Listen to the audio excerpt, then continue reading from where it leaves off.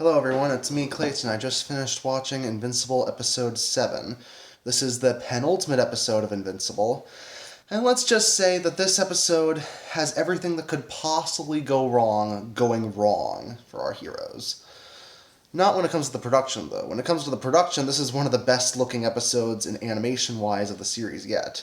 But considering we're getting close to the end, that shouldn't be a surprise. But when it comes to the story, let's just go over everything.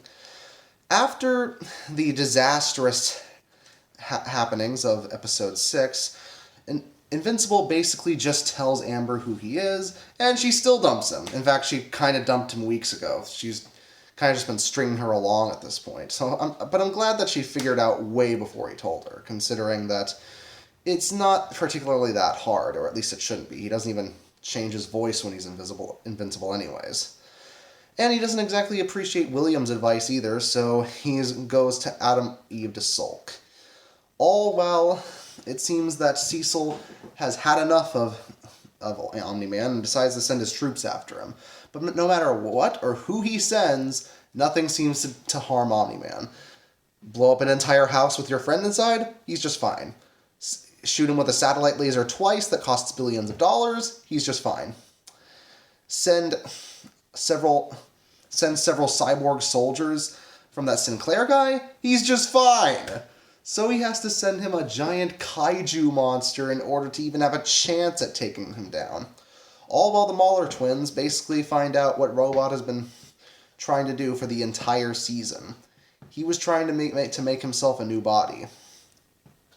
And of course he double crosses the Mauler twins and tries to put them in prison after all.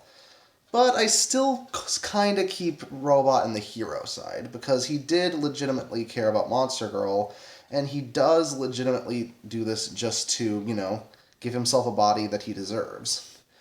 Turns out there was a lot more to Robot than meets the eye, and let's just say that I like the storyline about him. But the Mauler twins don't exactly appreciate being betrayed, so they end up resurrecting the Immortal. And let's just say that the fight between Immortal, Omni-Man, and Invincible, and a kaiju monster at the end is about as fun as it sounds, with the good animation to keep things all in place. Also, Adam Eve decides to help out Invincible, not only by, giving him a solid motivational speech to get him out of it, and, telling him that it's better to save lives than just sulk there by yourself.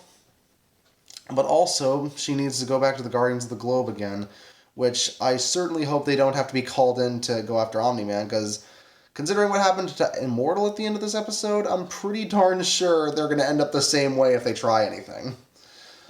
But considering that this episode's the penultimate one, it's fitting that everyone figures out exactly who Omni-Man is. Now, his ultimate motivation for killing the Guardians of the Globe, I still have no idea what that is, but he had better start explaining, considering that it had better be for a really good reason.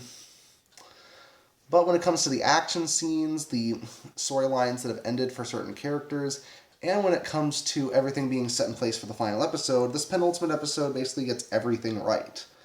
So now all it needs to do is stick the landing next week, and I'll consider it one of the best Amazon shows I've seen in a while. So that's all I have to say about this one. See you next time.